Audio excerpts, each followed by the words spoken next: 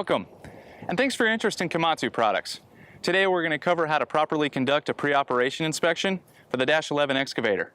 Now the reason we do a pre-operation inspection is just to take a quick look at the machine and inspect it for any damage, excessive wear, or any leaks. Getting in the habit of doing this will go a long way towards maximizing the longevity and the production of the machine. Everything we cover today is also included in the operation and maintenance manual inside the cab. So with that, let's go ahead and get started.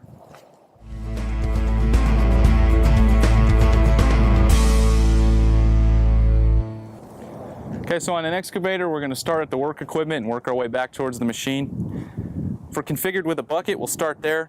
Get down, take a look at the teeth, the cutting edges and the shanks. Work our way up to the pins and the linkage. What you're looking for here is to make sure everything's getting the proper amount of lubrication and to make sure that the keeper bolts are in place.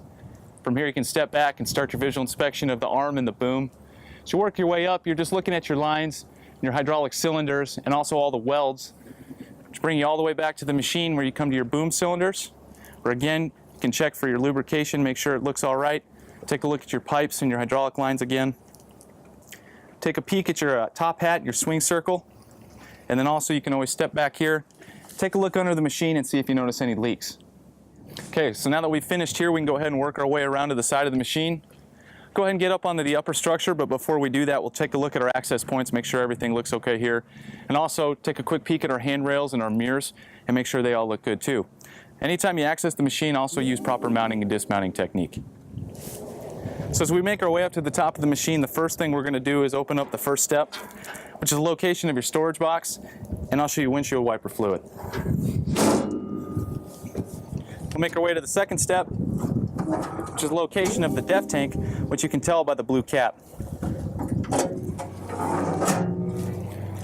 Okay, so now that we're all the way up on top of the machine, first is the location of your fuel fill spot. These machines utilize ultra-low sulfur diesel. It's also a good chance to take a good visual inspection of the backside of the boom and check out your brackets and lines and pipes.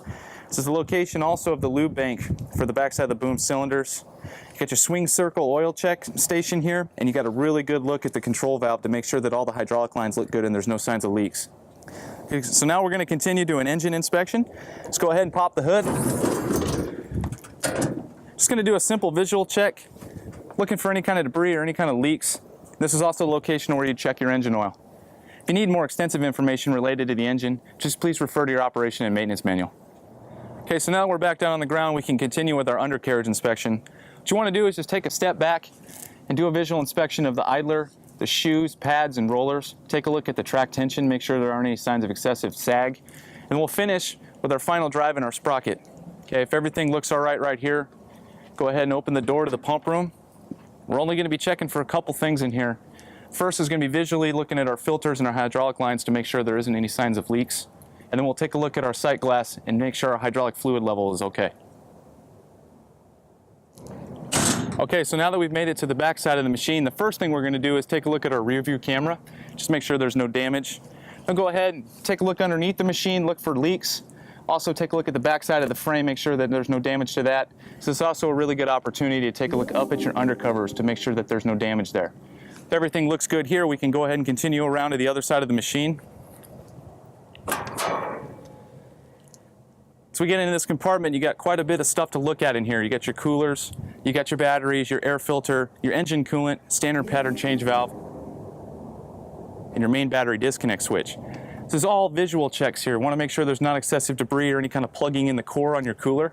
There's no corrosion around your batteries, and all your latches to your air filters are secured. And finally, that you have the right amount of fluid in your engine coolant. If it all looks good here, go ahead and work our way to the cab, but before we do that, we'll take a step back, perform the same visual checks of the undercarriage that we did on the other side of the machine.